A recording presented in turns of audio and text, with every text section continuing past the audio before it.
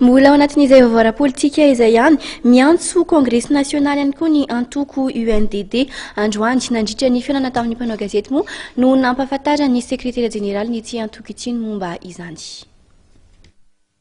Anatanteraka ny Kongresy nasionaly faharoa ny antoko Union nationale pour le développement et la démocratie UNDD telo amby roapolo taona teo aorian'ny orenan'ny antoko noforoan'ny profesora Zavelbert. Araka ny fanazavana nentin'ny sekretera jeneraly nyty antoko ity dia 1 sy 12 aprilo avy izao no tanterahana etsy amin'ny espace Saloy commune Bongatsara Antananarivo Atsimondrano io Kongresy nasionaly io. Ny votoatiny anaovanay Kongresy dia miomana ary manao zay fomba vononanay amin'ny fiatrehana ny raha-pirenena amin'ny ankapobeny. Zany dia tsy voatery ho fifidianana fa mbola be dia be ny zavatra miseho eto amin'ny firenena amin'izao fotoana izao.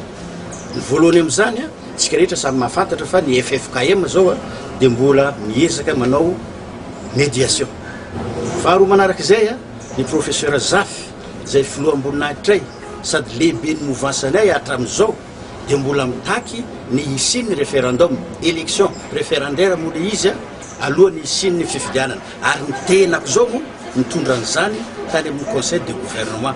Ka zay zany anaovanay hoe zay tsy milatsy hoe fifidianana na tsy fifidianana fa vonona hiatrika ny raha-pirenena amin'ny lafiny rehetra. Manamafy ny fitakiana tokony anatanterahana fifidianana lam-pandrenana mialohan'ny fifidianana filoham-pirenena ny 24 Jolay ny antoko UNDD.